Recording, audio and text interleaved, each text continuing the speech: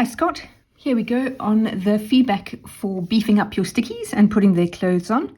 I hear you about struggling to put in lines and wrinkles, I guess, or curves where they wouldn't be in the clothes, but I think we can work a little bit with that. I'm just going to walk through these images that you've sent me.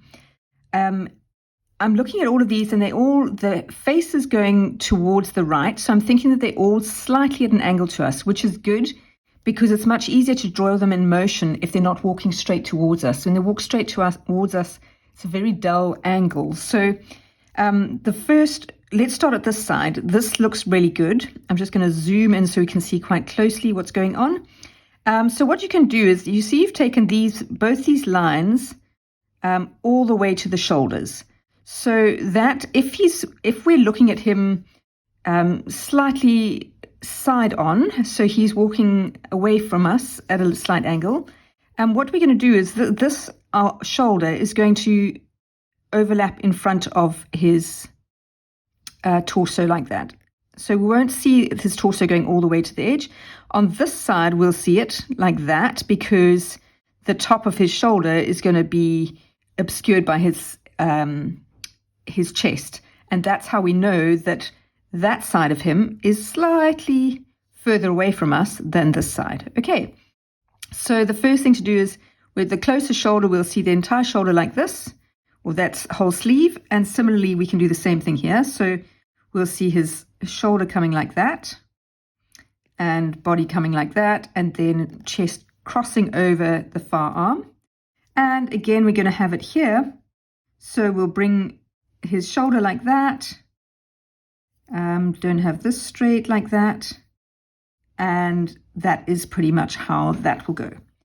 In terms of legs, so you've done pretty well on the legs. The only thing I would say is there's a big difference in the width of this thigh compared with this one, and that looks a little bit odd.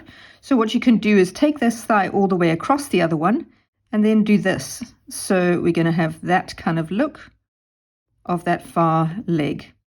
And there will be curves. The base of this hem will always look a little bit curved just because we're looking down on it. That is the effect of perspective. And similarly here, it will be slightly curved around the bottom here, just because his stomach is curved like that.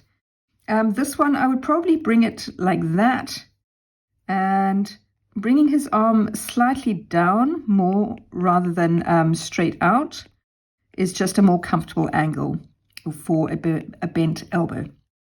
Okay, so then so these legs were looking good, legs and feet. This one a little bit odd because you've got this sort of curve round like this, which a leg doesn't do. So what will happen is it'll go straight back from the hip, and you might end up with a little bit of a change. So that will go like that, and then you'll probably get this kind of an angle for his foot, because the knee is bending behind there. His leg is not dead straight. Similarly, with the one going forward, there's almost always something of a bend. Oh, sorry, this is all jumping around.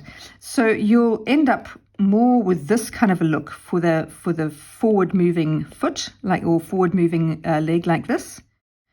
There's generally a bend in the knee, and you can get a few little wrinkles at the knee like that. Perfect place for a couple of little wrinkles, which just gives a bit of perspective and a bit of depth and so on to the legs or the trousers, because it's bending at the knee, and it just gives you a more of a dynamic look for how he is moving.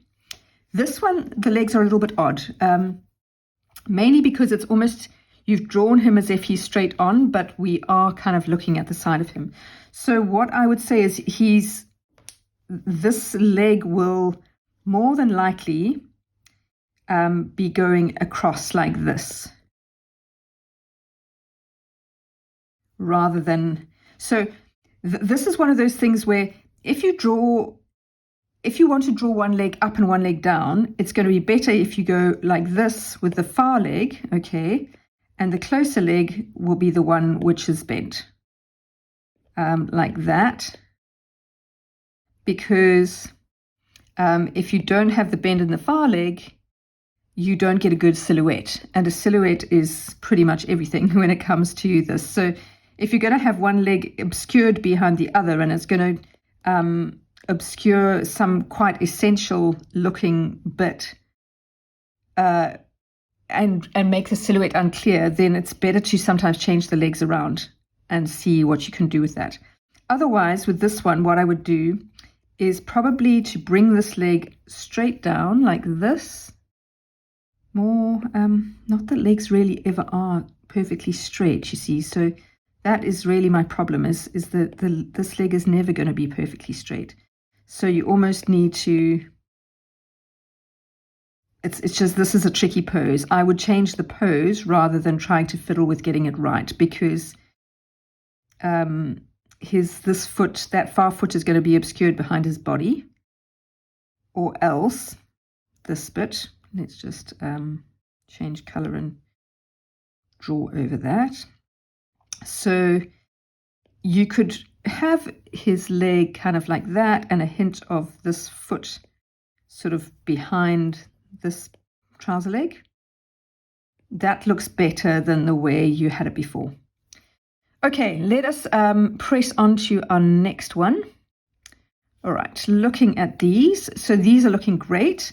Again, you can bring this shoulder all the way up like this and show that curve like that. Excellent here. Here again, you're probably going to have more of a bend to this knee. So if you're gonna take it out like this, is going to be a more realistic look, with some wrinkles at that, the bend at the hip. And then this leg's going to go like this, with some bends at the knee, and come like that. So that's going to be a better look for that. This, you've basically been working on the same thing. So this is the ideal one for that. And here again, we've got a bit of drama going on here. So we need to put this leg kind of like that, and then you're going to have his foot sticking out the bottom. It's just an odd look. You're going to struggle to have. See, what's actually happening here is you've got both feet in the air. The sole of this foot is not touching the ground, and the sole of this foot is not touching the ground. So effectively, he is in midair, which is an odd position. Maybe if you're working with a reference for this set of legs, if you can send me that reference, I will troubleshoot it for you and come up with a better way of doing it, because I feel like I might be going around in circles and giving you bad advice. So if you're working from a reference for this, it would be great. If you aren't, let me know and I'll figure it out. But most of the problem here is because he's walking straight towards us. So then we have to show the base of we've got to show the sole of his shoe like that. And we have to show his trousers going around like that. But they'll actually kind of go like this because his foot is sticking out, or his shoe sticking out the bottom. But even that, we can't have as extreme an angle on that. We've got to have one foot which has got at least part of the sole on the ground. Otherwise, he's floating, and floating there's no tension in a floating pose.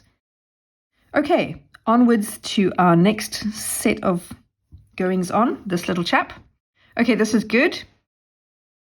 Yeah, these ones are both good. All I would do is here at the top of the leg, given that he's looking slightly to the right, to our left, you can show this. This is always more dynamic to show one side of the body closer than the other. So that's what we're doing. Let's get his sleeves a similar length on each side. Closer, the upper thigh of the closer leg will always cross over the far one. And similarly here. So what tends to happen, one doesn't tend to have a wide gap between the top of the thighs. It's more common to have it kind of closed a little bit like this. So maybe to have this leg going like that. And then that and this, like this. And then I would flatten out the sole of this foot like that, so that it's horizontal. Okay, so this is good.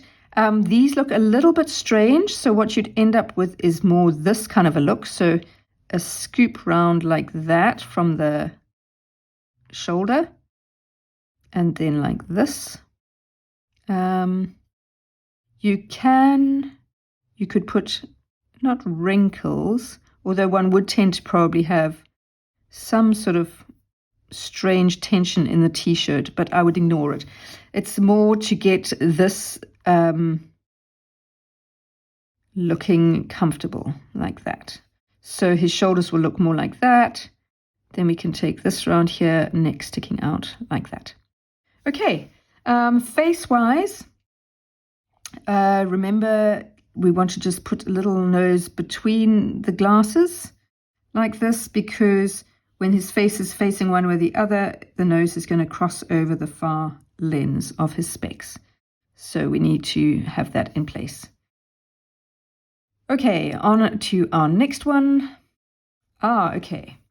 I will get back to this because this, of course, is Dragon, and I'm going to do a separate video for Dragon. Hopping back quickly to these guys. So I'm just going to go back to what I mentioned in your Faces and Expressions video that I sent you yesterday. Remember, so if you have the nose completely separate from the eyes like this, it takes up an awful lot of space. And so you want to have the bridge of the nose between the eyeballs, even if it's just as a line like that. If you want to, you can just overlap the closest eyeball like this, and the other one slightly behind it, to get that sense that this eyeball is closer than that eyeball. But I think it generally looks better to have the nose cross over the far eyeball like that.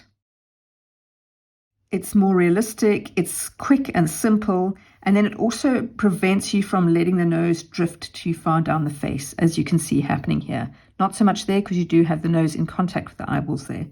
But this one, the nose is drifted way down, and this one, the nose is kind of detached from everything else. So that is my advice to you on those. Let's have a quick look here.